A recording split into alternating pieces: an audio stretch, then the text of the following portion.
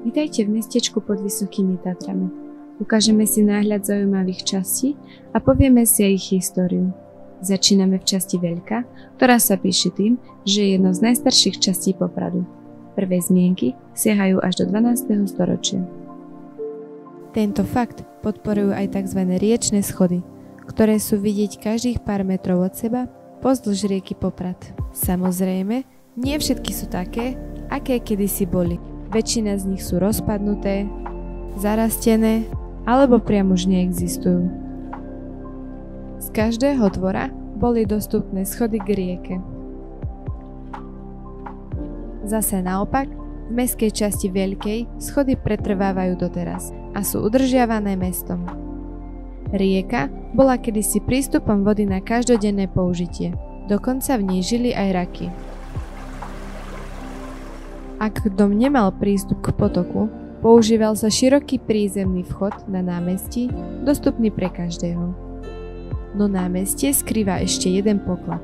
Rímskokatolícky kostol svätého Jána Evanjelistu.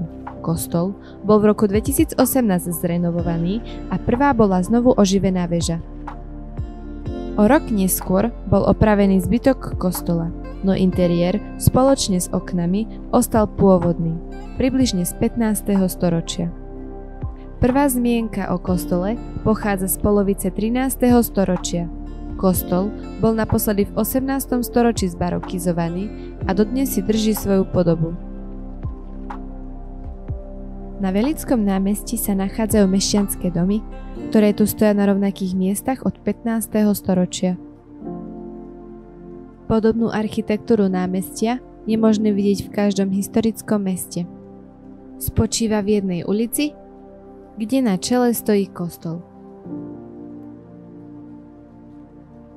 Dostávame sa na námestie Spišskej Soboty, v ktorom sa točí život a remeslá od 12. storočia. Bolo hlavným miestom pre rôzne cechy, obchody a remeslá. Hlavnou dominantou námestia dnes je kostol svätého Juraja spoločne so zvonicou.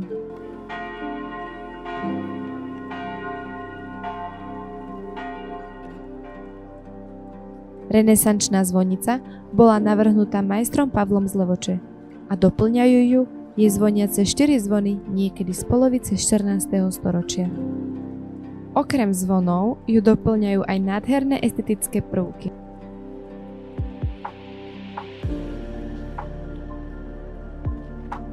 Pod zvonicou stojí znovu postavená socha Imakuláta z polovice 18. storočia. Vedľa zvonice stojí mestská radnica, ktorá sa nepohla od jej založenia. Jej pekne zrekonštruovaná fasáda upúta nie jedno oko. Zaujímavé je však aj to, že radnica v podzemí obsahovala kedysi aj žalár. A zároveň na námestí sa každú sobotu konali tzv. Sobotné trhy. Podobne ako vo Veľkej, aj tu je štruktúra námestia založená na jednej ulici, s kostolom na čele a mestskými domami, ktoré stoja na pôvodných pôdorysoch. V jedným z týchto domov bol dokonca pohostený kráľ Matej Korvín, ktorý prechádzal mestečkom do Starej Vsi. Zaujímavé je ale aj to, že aj v tejto časti Popradu sa nachádzajú už raz spomenuté riečne schody. Už sa dostávame k priamému srdcu Popradu, ktorý vo svojich historických časoch slúžil ako hlavná križovatka pre okolité obce, mestá a dediny, aby remesla rástli. Architektúru námestia vidíme zase rovnakú.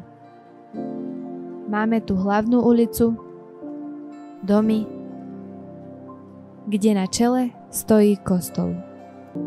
Evanjelický kostol Svätej Trojice má korene v polovici 16. storočia.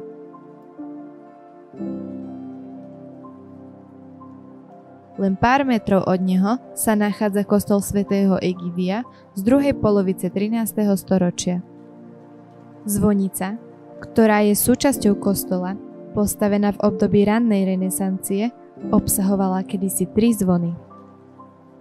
Tieto zvony sa počas nešťastného požiaru bohužiaľ rozstavili. Dnes vo zvonici nájdeme a započujeme jediný zvon z konca 19. storočia. Nuž pri zvonici ale stojí už raz spomenutá socha Imakuláta.